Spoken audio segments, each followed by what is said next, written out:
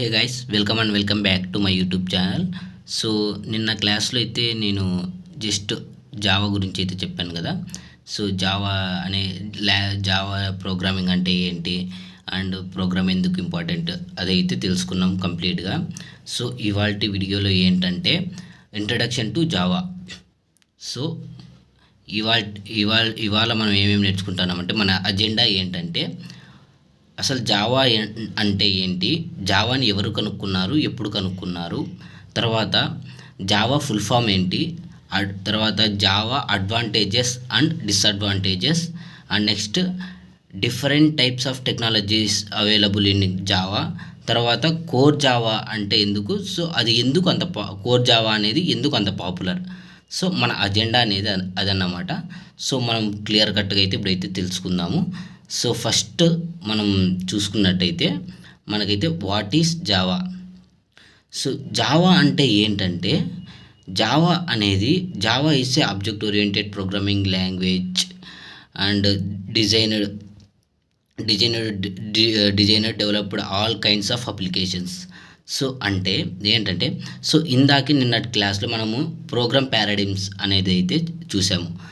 Programme పారాడిగ్మ్స్లో 2 types ఉంటాయి, imperative program and declarative programs అని. సో మనకి ఇంపారేటివ్లో 3 టైప్స్ ఉన్నాయి, procedural programming, structural programming and object oriented programming. So మనకి జావా అనేది దేని కిందకి వస్తుంది, ఇంపారేటివ్ ప్రోగ్రామ్ కిందకి వస్తుంది, ఇంపారేటివ్ ప్రోగ్రామ్ కిందకి వస్తుంది అన్నమాట.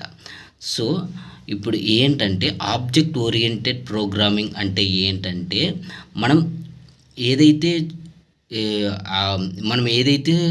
చూపించాలనుకుంటున్నామో దాని యొక్క రియల్ వరల్డ్ని అయితే మనమైతే ఇందులో అయితే చూపిస్తామన్నమాట. రియల్ వరల్డ్ని మనము అయితే ఎక్స్ప్లోర్ రియల్ వరల్డ్ అప్లికేషన్స్ అయితే మనం చేస్తామన్నమాట. సో అది జావా అనేది అన్నమాట. సో జావా అంటే అది. సో నెక్స్ట్ ఏంటంటే జావా అనేది మనకి అప్లికేషన్స్ డిజైన్ చేయడానికి ఉపయోగపడుతుంది అన్నమాట. అది ఎలాంటి అప్లికేషన్స్ అంటే మొబైల్ అప్లికేషన్స్ అవ్వచ్చు, లేదా వెబ్ అప్లికేషన్స్ అవ్వచ్చు, లేకపోతే డెస్క్టాప్ అప్లికేషన్స్ అవ్వచ్చు అన్నమాట. సో సింపుల్గా చెప్తాను చూడండి. సో మొబైల్ అప్లికేషన్స్ అంటే మనకి వాట్సాప్ లేదా ఫేస్బుక్ లేదా ఇన్స్టాగ్రామ్ ఇలాంటివి మనకి మొబైల్ అప్లికేషన్స్. నెక్స్ట్ ఏం చేయొచ్చు, వెబ్ అప్లికేషన్స్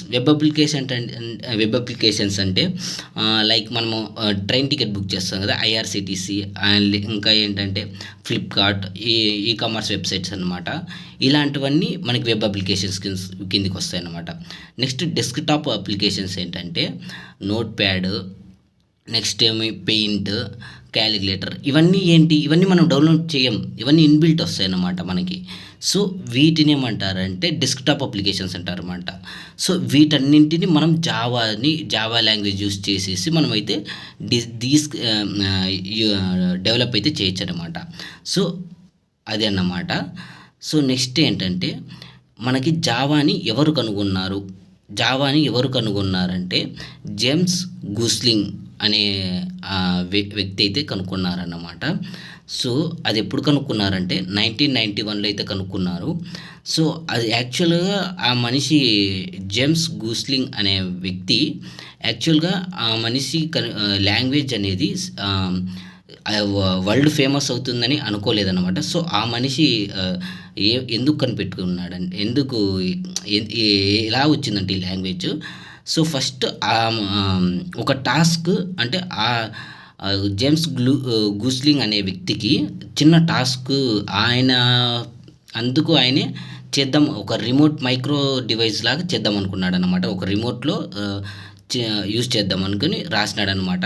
తర్వాత అది అందరికీ నచ్చి బాగా ఫేమస్ అయిందన్నమాట. సో అది ఫేమస్ అవ్వడం వలన తర్వాత బాగా పాపులర్ అయ్యేసి తర్వాత దానికి ఫస్ట్ జావా నేమ్ అనేది అయితే కాదనమాట, ఓఏకే, ఒక ట్రీ నేమ్ అన్నమాట. సో అది ఏంటంటే రాను అది జావా పేరు ఎలా వచ్చిందో కూడా నేను చెప్తాను. సో అది బాగా పాపులర్ అయిన తర్వాత మనకి ఒక పర్ఫెక్ట్ ఫ్యూచర్స్తో ఒక డాక్యుమెంట్ని మనము పబ్లిష్ చేయాలంటే ఒక పర్ఫెక్ట్గా ఉండాలి కదా, వితౌట్ బగ్స్తో ఉండి తర్వాత మనం దాన్ని బయట ప్రపంచానికి చూపిస్తామన్నమాట. సో అలా చేయడానికి ఆ మనిషి జేమ్స్ గుస్లింగ్కి 5 years పట్టిందనమాట. 1991లో జస్ట్ ఆ మనిషి ఒక రిమోట్లో ఇన్స్టాల్ చేయడానికి ఒక ప్రోగ్రామింగ్ రాసి అప్లికేషన్ని దాన్ని అక్కడ ఇన్స్టాల్ చేశాడు. సో అది నచ్చడంతో, అది హిట్ అవ్వడంతో ఆ మనిషి ఇంకా కొన్ని 5 years టైం తీసుకునేసి 5 years బాగా డెవలప్ చేసి ఒక డాక్యుమెంట్ కరెక్ట్గా తీసి పర్ఫెక్ట్ ఫ్యూచర్స్ ఇచ్చేసి వితౌట్ బగ్స్తో మనకైతే పబ్లిష్ అయితే చేశాడన్నమాట. ఇప్పుడు 1996లో అప్పుడు సన్ మైక్రో సిస్టమ్స్ అనే సంస్థ అయితే మెయింటైన్ చేసిందన్నమాట అప్ టు 2010 వరకు. తర్వాత 2010లో ఒరాకిల్ కార్పొరేషన్ అనే వాళ్ళైతే తీసుకున్నారన్నమాట. 2010 టు ప్రెజెంట్ ఇప్పటి వరకు అయితే ఇప్పుడు మెయింటైన్ చేస్తుంది ఒరాకిల్ కార్పొరేషన్ వాళ్ళు. సో ఇది పుట్టు పూర్వత్రాలు అంటారు జావాకి. సో నెక్స్ట్ ఏంటంటే అసలు జావా నేమ్ ఎలా వచ్చిందో చెప్తాను చూడండి. సో జావా నేమ్ అనేది ఎలా వచ్చిందంటే, సో ఇప్పుడు ఆయన ఒక సాఫ్ట్వేర్ అయితే కనుక్కున్నాడనమాట. సో దానికి పబ్లిష్ చేయాలంటే మంచి నేమ్ కావాలా, అంటే ఓఏకే అని పెడితే అని పెడితే బాగుండదు కదా. సో కొంచెం అలా మార్చాలి అనే డిస్కషన్ వచ్చినప్పుడు వాళ్ళు ఒక దగ్గర కూర్చొనేసి అయితే హాట్గా ఒక మంచి కాఫీ అయితే తాగుతున్నారన్నమాట. సో కాఫీ తాగేటప్పుడు ఏమైందంటే వాళ్ళు కాఫీ తాగేది చాలా స్ట్రాంగ్ అన్నమాట. స్ట్రాంగ్ అంటే వాళ్ళు తాగే కాఫీ బీన్ పేరు జావా అన్నమాట. వాళ్ళు తాగే కాఫీ బీన్ పేరు జావా అయ్యింది. సో అది ఎంత స్ట్రాంగ్గా ఉంటుందంటే అంత స్ట్రాంగ్గా ఉండాలని చెప్పేసి జావాకు కూడా జావా అని ప్రోగ్రామ్ అయితే జావా అయితే నేమ్ అయితే వచ్చిందనమాట. సో ఇప్పుడు అర్థమైంది కదా జావా నేమ్ ఎలా వచ్చిందో. కాఫీ యొక్క బీన్ నేమ్ వచ్చేసి జావా. సో వాళ్ళు కాఫీ తాగేటప్పుడు చాలా స్ట్రాంగ్గా బాగా స్ట్రాంగ్ అనిపించి సో ఆ కాఫీ బీన్ ఎంత స్ట్రాంగ్ ఉంటుందో ఈ జావా ప్రోగ్రామ్ కూడా అంతే స్ట్రాంగ్గా ఉంటుందని చెప్పేసి వాళ్ళైతే ఈ ప్రోగ్రామింగ్ లాంగ్వేజ్కి జావా అని అయితే పేరు పెట్టారన్నమాట. సో అది ఇంకా ఏంటంటే సో ఇప్పుడు అర్థమైంది కదా మీకు జావా ప్రోగ్రామ్ అనేది, జావా నేమ్ అనేది ఎలా వచ్చింది. సో జావా ఎవరు కనుక్కున్నారు, ఎందుకు కనుక్కున్నారు, ఏ సంవత్సరంలో కనుక్కున్నారైతే ఇప్పటికైతే మీరు నేర్చుకున్నారు. సో ఇంకా చెప్తాను చూడండి. సో అసలు జావా ఫుల్ ఫామ్ ఏంటో తెలుసుకుందాం ఇప్పుడు. సో జావా నేమ్ అని ఎలా వచ్చింది, జావా తెలుసుకున్నారు కదా. సో ఫుల్ ఫామ్ జావా ఏంటంటే అబ్సల్యూట్లీ నథింగ్ అండి. ఎందుకంటే జావా ఫుల్ ఫామ్ అయితే ఏం లేదు, JAVA అనేది అయితే ఫుల్ ఫామ్ ఏం లేదు. ఎందుకంటే ఇందాకే కదా నేను చెప్పా, జావా అనేది ఒక కాఫీ బీన్ నేమ్ అన్నమాట. సో అక్కడ ఫుల్ ఫామ్ అయితే వాళ్ళు అంతగా ఏమి ఆలోచించి అయితే ఏం చెప్పలే. అది జావా అనేది కాఫీ బీన్ నేమ్ కాబట్టి అక్కడ ఫుల్ ఫామ్ అయితే జావాకి ఏం లేదు. సో నేను ఇందాకే జావా నేమ్ ఎలా వచ్చిందో చెప్పాను. ఇంకోటి ఏంటంటే జావాకి అయితే ఒక ట్యాగ్ లైన్ అయితే ఉందన్నమాట. అదేంటంటే రైట్ వన్స్ రన్ ఎనీవేర్ అనే ట్యాగ్ లైన్ అయితే ఉంటుందన్నమాట. సో ఎందుకంటే మీరు దాన్ని ఒకసారి రాస్తే ఏ ప్లాట్ఫామ్లో అయినా మీరు అయితే రన్ చేసుకోవచ్చు అన్నమాట. సో అది ఫుల్ ఫామ్ అయితే లేదు, ఇట్లా ట్యాగ్ లైన్ అయితే రైట్ వన్స్ రన్ ఎనీవేర్ అయితే ఉంటుందన్నమాట. సో నెక్స్ట్ ఇప్పుడైతే మనము అడ్వాంటేజెస్ అండ్ డిసడ్వాంటేజెస్ అయితే చూద్దాము. సో సింపుల్గా తెలుసుకుందాం అన్నమాట అడ్వాంటేజెస్ చూడండి. సో ఫస్ట్లీ జావా అనేది అయితే చాలా సింపుల్ అన్నమాట. ఈజీగా ఎవరైనా నేర్చుకోవచ్చు, జస్ట్ మినిమం నాలెడ్జ్ ఉంటే సరిపోతుంది అన్నమాట. సో పెద్దగా అయితే ఏం అవసరం లేదు. నెక్స్ట్ ఏంటంటే ఆబ్జెక్ట్ ఓరియంటెడ్. నేను ఇందాకే చెప్పా కదా, ఆబ్జెక్ట్ ఓరియంటెడ్ అంటే ఏంటంటే రియల్ వరల్డ్ అప్లికేషన్స్ని డెవలప్ చేయడానికి ఉపయోగపడుతుంది అన్నమాట. రియల్ వరల్డ్ అప్లికేషన్స్ని చేస్తామన్నమాట ఆబ్జెక్ట్ ఓరియంటెడ్ అంటే. సో నెక్స్ట్ ఏంటంటే ప్లాట్ఫామ్ ఇండిపెండెంట్. ప్లాట్ఫామ్ అంటే ఏంటంటే ఇక్కడ ఆపరేటింగ్ సిస్టమ్ అన్నమాట. సో ఇక్కడ ఇందాకే చెప్పాను కదా. సో ఈ ప్రోగ్రామ్ అనేది ఏంటంటే మనము ఇప్పుడు విండోస్ అనే ఓఎస్లో మనం రాస్తా అంటే దానికి సంబంధించినట్లే రాయాలనే రూల్ అయితే ఏముండదు. మనం విండోస్లో రాసిన ప్రోగ్రాము మ్యాక్ ఓఎస్లో కూడా రన్ చేయొచ్చు, మ్యాక్ ఓఎస్లో రాసిన ప్రోగ్రామ్ విండోస్లో కూడా రన్ చేయొచ్చు అన్నమాట. అదే ప్లాట్ఫామ్ ఇండిపెండెంట్ అన్నమాట. సో ఇప్పుడు అర్థమైంది కదా ప్లాట్ఫామ్ ఇండిపెండెంట్ ఏంటంటే నేను ఇందాకే ట్యాగ్ లైన్ చెప్పా కదా, అదే విధంగా అనమాట. మీరు ఒకసారి రాసిన ప్రోగ్రామ్ని మీరు ఏ ఆపరేటింగ్ సిస్టమ్ ఏ ప్లాట్ఫామ్లోనైనా మీరైతే దాన్ని అయితే రన్ చేయొచ్చు అన్నమాట.